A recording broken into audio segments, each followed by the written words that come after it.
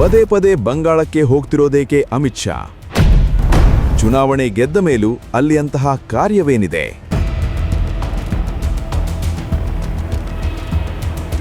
ಪಶ್ಚಿಮ ಬಂಗಾಳದಲ್ಲಿ ಹೊಸ ಸರ್ಕಾರ ಬಂದು 100 ದಿನಗಳಾಗಿವೆ. ಚುನಾವಣಾ ಪ್ರಚಾರ ಸಂದರ್ಭದಲ್ಲಿ ಕೇಂದ್ರ ಗೃಹ ಸಚಿವರು ಅಮಿತ್ ಶಾ 10 ಬಾರಿ ಬಂಗಾಳಕ್ಕೆ ಭೇಟಿ ನೀಡಿದ್ರು. ಚುನಾವಣಾ ಹಿಂಸಾಚಾರ ನಡೆಯದ ಹಾಗೆ ಕೇಂದ್ರೀಯ ಪಡೆಗಳನ್ನು ನಿಯೋಜಿಸಿದ್ರು. ಶಾಂತಿಯುತವಾಗಿ ಚುನಾವಣೆ ನಡೆಯುವಂತೆ ನೋಡಿಕೊಂಡ್ರು. ಬಿಜೆಪಿಯನ್ನು ಗೆಲ್ಲಿಸುವಲ್ಲೂ ಮಹತ್ವದ ಪಾತ್ರ ವಹಿಸಿದ್ರು. ಅಲ್ಲಿಗೆ ಅಮಿತ್ ಶಾ ಅವರ ಬಂಗಾಳ ಭೇಟಿಯ ಸರಣಿ ಮುಗಿಯಬೇಕಿತ್ತು. ಆದರೆ ಹಾಗಾಗುತ್ತಿಲ್ಲ.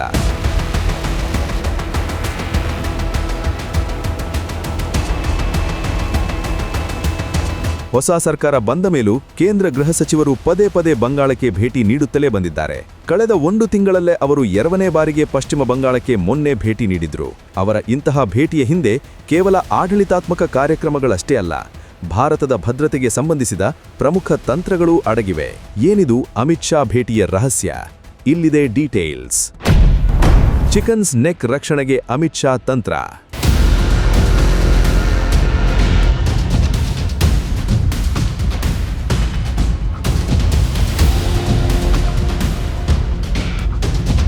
ಕಳೆದ ತಿಂಗಳು ಅಮಿತ್ ಶಾ ಬಂಗಾಳಕ್ಕೆ 2 ಬಾರಿ ಭೇಟಿ ನೀಡಿದ್ರು. ಆ ಸಂದರ್ಭದಲ್ಲಿ ಅವರು ಗಡಿ ಭದ್ರತಾ ಪಡೆ ಕೇಂದ್ರಕ್ಕೆ ಭೇಟಿ ನೀಡಿದ್ರು. ಗಡಿ ಸುರಕ್ಷತೆ ಬಗ್ಗೆ ಕೂಲಂಕುಷ ಚರ್ಚೆ ನಡೆಸಿದ್ರು.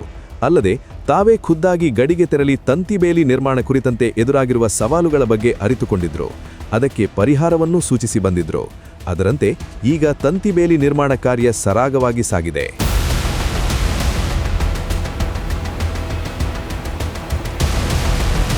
ಇದೀಗ Amit Shah target chickens neck corridor. ಇದನ್ನು ಚಿಕನ್ಸ್ ನೆಕ್ ಎಂದು ಕರೆಯಲಾಗುತ್ತದೆ. ಇದು ಕೇವಲ 22 ಕಿಲೋಮೀಟರ್ ಅಗಲದ ಕಿರಿದಾದ ಹಾದಿಯಾಗಿದೆ. ಭಾರತದ ಈಶಾನ್ಯ ರಾಜ್ಯಗಳನ್ನು ಉಳಿದ ದೇಶದೊಂದಿಗೆ ಸಂಪರ್ಕಿಸುವ ಜೀವನಾಡಿಯಾಗಿದೆ. ನೇಪಾಳ್, ಭೂತಾನ್, ಚೀನಾ ಮತ್ತು ಬಾಂಗ್ಲಾದೇಶಗಳ ಮಧ್ಯೆ ಇರುವ ಈ ಪ್ರದೇಶ ಭಾರತದ ಭದ್ರತೆ ದೃಷ್ಟಿಯಿಂದ ಅತ್ಯಂತ ಮುಖ್ಯವಾದದ್ದು. ಹಾಗಾಗಿ ಈ ಪ್ರದೇಶದ ರಕ್ಷಣೆಗೆ ಅಮಿತ್ ಶಾ ಅತಿ ಹೆಚ್ಚಿನ ಆದ್ಯತೆ ನೀಡಿದ್ದಾರೆ.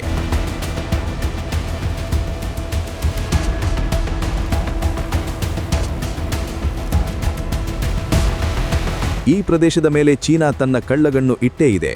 ಯಾವುದೇ ಸಣ್ಣ ಅವಕಾಶ ಸಿಕ್ಕರೂ ತನ್ನ ಬೇಳೆ ಬೇಯಿಸಿಕೊಳ್ಳಲು ಕಾಯುತ್ತಿದೆ. ಇತ್ತೀಚಿನ ದಿನಗಳಲ್ಲಿ ಬಾಂಗ್ಲಾದೇಶದ ಮತಾಂಧರು ಚಿಕನ್ಸ್ ನೆಕ್ ವಶಪಡಿಸಿಕೊಳ್ಳೋದಾಗಿ ಬಡಬಡಿಸ್ತಾ ಇದ್ದಾರೆ. ಹಾಗಾಗಿ ಭಾರತ ಸರ್ಕಾರ ಈ ಕಾರಿಡಾರ್ ಅನ್ನು ಒಂದು ಅಭೇದ್ಯ ಕೋಟೆಯನ್ನಾಗಿ ಪರಿವರ್ತಿಸಲು ಶ್ರಮಿಸುತ್ತಿದೆ. ಗೃಹ ಸಚಿವ ಅಮಿತ್ ಶಾ ಇದನ್ನು ವೈಯಕ್ತಿಕ ಸವಾಲಾಗಿ ಸ್ವೀಕರಿಸಿದ್ದಾರೆ. ಭಾರತೀಯ ಸೇನೆ ಈ ಪ್ರದೇಶದ ಭದ್ರತೆಗಾಗಿ ತ್ರಿಶಕ್ತಿ ಕೋರನ್ನು ನಿಯೋಜಿಸಿದೆ. ಇಲ್ಲಿ S-400 air defence system, BrahMos missile regiment ಮತ್ತು ಹಶಿಮಾರಾ ಏರ್ಪೋರ್ಟ್ನಲ್ಲಿ ರಾಫೆಲ್ ಯುದ್ಧ ವಿಮಾನಗಳ ಸ್ಕ್ವಾಡ್ರನ್ ಅನ್ನು ನಿಯೋಜಿಸಿದ್ದರಿಂದ ಈ ಭಾಗವನ್ನು ಸಂಪೂರ್ಣವಾಗಿ ಭದ್ರಪಡಿಸಲಾಗಿದೆ. ಈ 3 ಶಕ್ತಿಗಳ ಕೋಆರ್ಡಿನೇಷನ್ ಅಮಿತ್ ಶಾ ಮೇಲ್ವಿಚಾರಣೆಯಲ್ಲೇ ನಡೀತಾ ಇದೆ.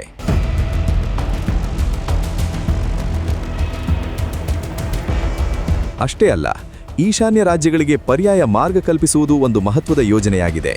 ಈ ಮಾರ್ಗ ಬಾಂಗ್ಲಾದೇಶನ್ನು ಬೈಪಾಸ್ ಮಾಡಿ ಸಿದ್ಧಪಡಿಸಬೇಕಿದೆ. ಇದಕ್ಕಾಗಿ ಕಲಾಡನ್ ಪ್ರಾಜೆಕ್ಟ್ ತಯಾರಾಗಿದೆ. ಇದು ಮ್ಯಾನ್ಮಾರ್ ಮೂಲಕ ಈಶಾನ್ಯ ಭಾರತಕ್ಕೆ ಸಂಪರ್ಕ ಕಲ್ಪಿಸುವ ಮಹತ್ವದ ಯೋಜನೆಯಾಗಿದೆ.